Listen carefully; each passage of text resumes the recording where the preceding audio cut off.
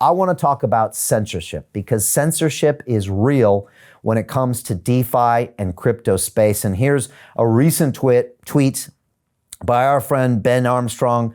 He's also known as BitBoy Crypto. Again, this is him saying that his 1.13 million subscriber YouTube channel was just deleted and deplatformed. And he said, for the second time this week, YouTube has deleted my channel. Can you believe that?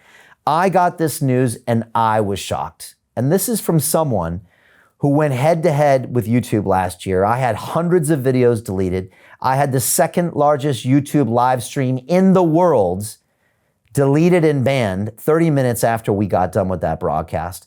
I had content strike after content strike. I had threats. I had everything. And this shocked me that YouTube would be trying to censor the crypto space. So remember, this is real.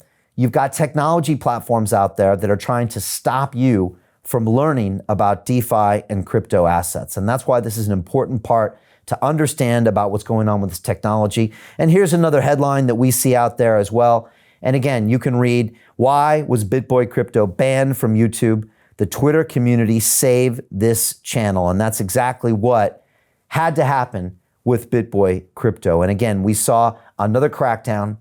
We saw big tech getting involved. And if you saw what happened with London Real last year, we had to go head to head with most of the major technology platforms. I'm talking about the folks at Alphabet who own YouTube. I'm talking about Facebook, who also own Instagram. I'm talking about things like PayPal and Dropbox. They all put us on notice. They banned our accounts. The list goes on and on and on because they didn't like what we were saying, because it didn't ultimately serve their agenda and their interest. And now we're seeing the same thing happen in DeFi and crypto. And one of the things I teach my students in Module 3 inside my academy is that every single piece of information that you receive as a DeFi and crypto trader has someone else's agenda.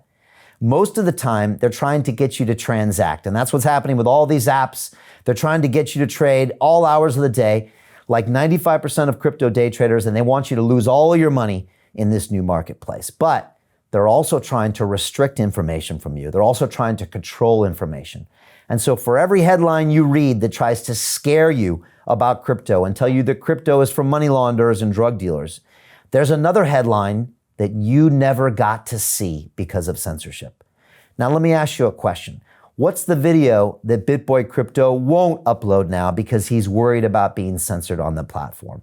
How many episodes could I not broadcast on YouTube? 57 to be exact, that are now on my digital freedom platform because I was worried about censorship. That's called self-censorship.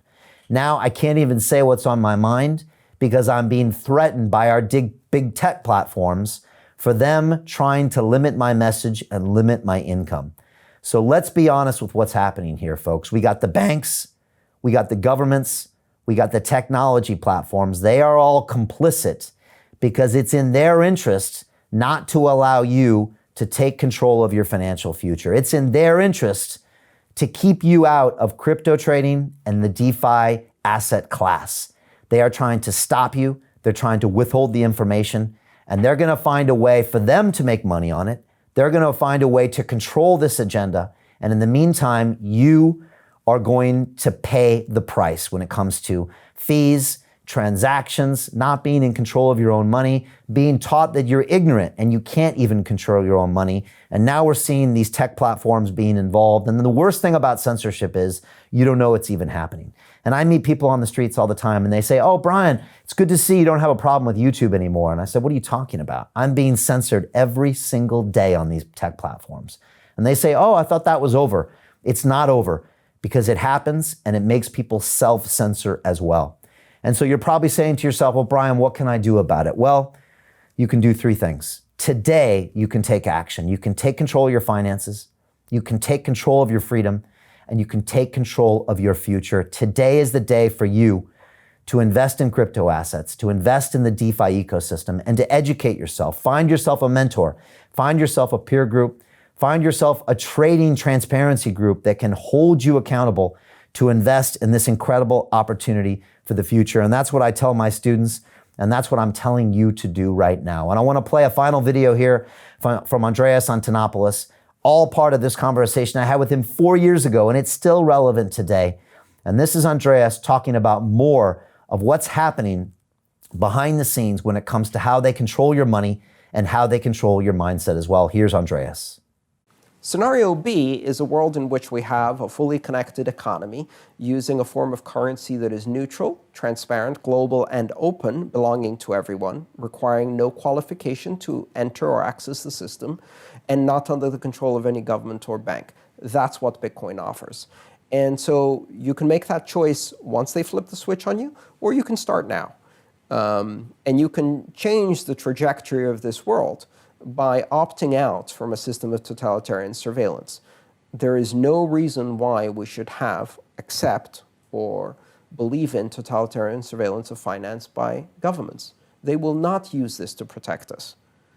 And maybe here in the UK or in the US, you have kind of the privilege of believing in the illusion that your government is going to protect you if you give them those powers.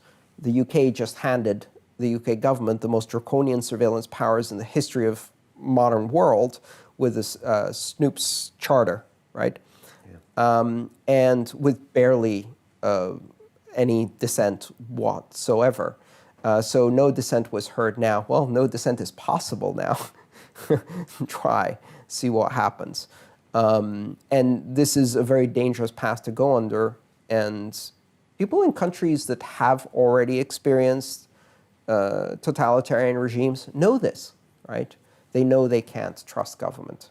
So they're a little more wary than some of the others? Absolutely. Okay. Absolutely. And you can never eradicate cash completely. What you can do is you can criminalize ordinary behavior, and if everybody's a criminal, then the power of government becomes absolute.